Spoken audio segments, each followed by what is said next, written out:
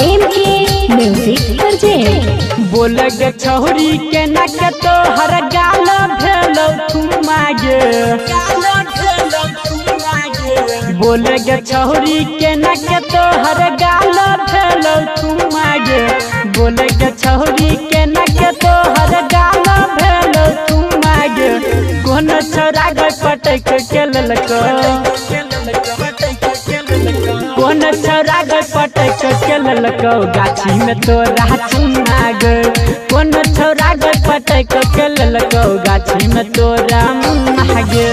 MK music project.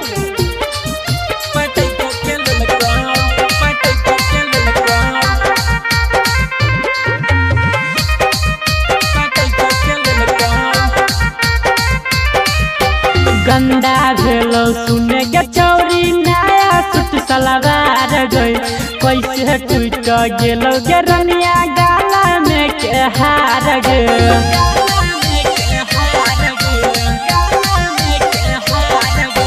गंदा भेलो सुने गे छौरी नया सूट सलवार गई। कैसे के टूट गेलो गे रनिया गाला में के हार गे।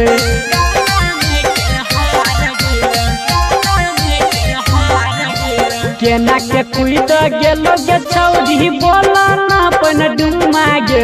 केना के कुद गेलो गे छौरी बोला ना अपन डुमा गे। कौन छौरा गए पटक के ललको। कौन छौरा गए पटक के ललको गाछी में तोरा चुमा गए। कौन छौरा गए पटक के ललको गाछी में तोरा मुआ गे। MK music project.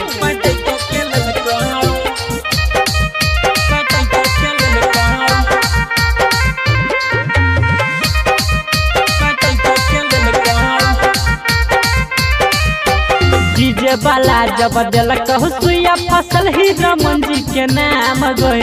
अब कौन छोरा के गई गोरखी करबी बदनाम गई।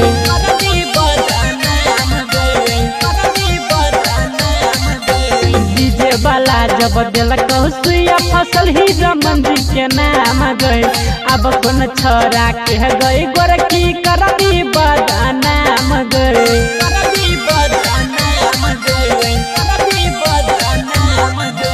छोटे गोरा हो सुन गया हौदी बहना गेल कुआ गए।